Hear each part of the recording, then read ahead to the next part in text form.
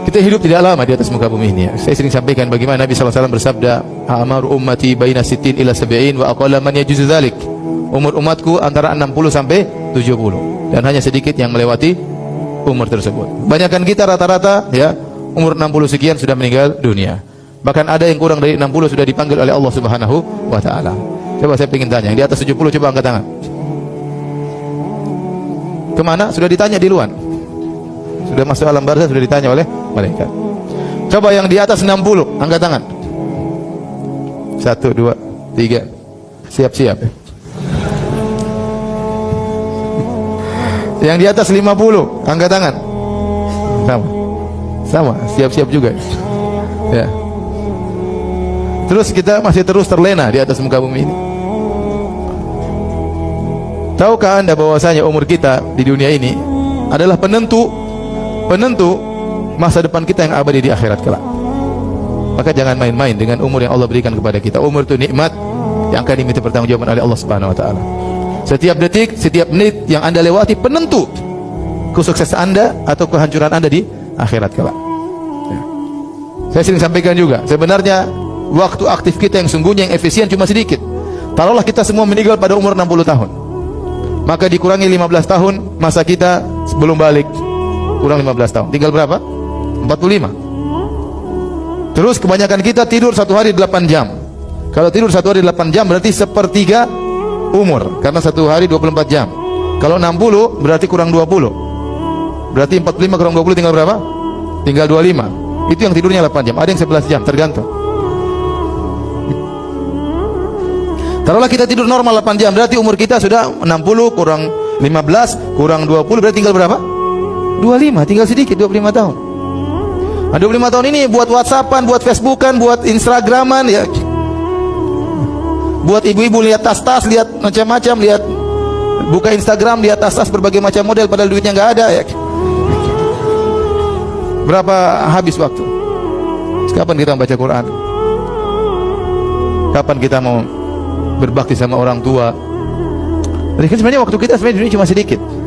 Maka berhati-hatilah, jangan terpedaya. Saya tidak melarang kita bernikmat dengan dunia. Dunia tidak ada yang mengharamkan selama kita gunakan sesekali. Tapi kalau terus-terusan kita lalai, kita terpedaya ya. Umur kita cuma sedikit, padahal umur kita yang segini menentukan di alam barzah dan kemudian masa depan kita di akhirat kelak. Di alam barzah, kapan berapa lama antum akan di alam barzah? Kita tidak tahu. Antum masuk alam barzah meninggal, menunggu kapan hari kiamat, waktunya lama, bisa jadi lama. Nenek moyang kita ada yang sudah 1000 tahun di alam barzah.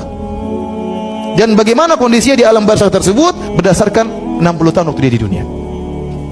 Penentu di alam barzah. Bisa jadi di alam, sebagian orang di alam barzah sudah mungkin lebih daripada itu, sudah lama. Kemudian antum dibangkitkan di padang mahsyar yang kata Allah Subhanahu wa taala fi yaumin kana miqdaruhu 50 alf sana. Yang satu hari ukurannya seperti 50.000 tahun. Apa bandingannya 60 dengan 50.000 tahun? Setelah antum melewati fase alam barzah, antum disidang, dihisab, kemudian ditimbang, akhirnya masuk surga atau neraka. Dan itu abadi selama-lamanya. Selama-lamanya. Maka berhati-hatilah ya ikhwan, hidup kita tidak banyak ya. Semua itu ditentukan dengan 25 tahun efisien yang ada yang kita hadapi sekarang ini. Maka saya ingatkan, setiap detik, setiap menit, setiap jam itu penentu masa depan antum di alam barzakh maupun di akhirat. Oleh karenanya pantas jika Utsman bin Affan radhiyallahu anhu kemudian menangis tatkala dia berada di pinggiran kuburan, dia merenungkan bahwasanya inilah ujian pertama. Sebelum ujian-ujian kita akan menghadapi banyak ujian. Makanya Allah berfirman, laqad khalaqnal insana fi kabad. Sungguh kami telah ciptakan manusia dalam kondisi kabad, dalam kondisi susah payah. Sejalan susah payah, kemudian dalam perut dia memahirkan orang tuanya, melahir juga dalam kondisi payah, menjalani kehidupan juga dalam kondisi payah, kerja dan macam-macamnya. Di alam barzah juga dia merasakan kepayahan. Kemudian dibangkitkan juga dalam kondisi kepayahan, di padang mahsyar dalam kondisi payah, disiksa dalam kondisi payah, ditimbang dalam kondisi payah, dalam kondisi sulit. Ya. Oleh karenanya hati-hati. Dan pertama yang payah, kepayahan yang sulit yang kita hadapi, ujian yang pertama begitu nyawa kita dicabut adalah 3 pertanyaan ini. Man rabbuk, siapa Tuhanmu? Kemudian wa madinuk, apa agamamu? Kemudian wa man nabiyyu, siapa nabimu? Ya. Kalau antum beriman, antum ternyata meyakini hal tersebut, karena 3 pertanyaan semua masalah akidah. 3 pertanyaan ini semua masalah apa? akidah. Ini menunjukkan pentingnya seorang serius dalam pelajari akidah.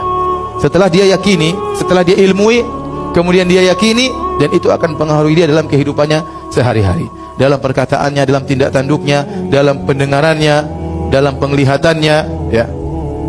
Semua itu dipengaruhi oleh akidah yang benar yang dia ilmui dan dia yakini, sehingga akhirnya terpancarkan dalam amalan kesehariannya, dalam perkataannya, dalam pendengarannya, dan dalam penglihatan.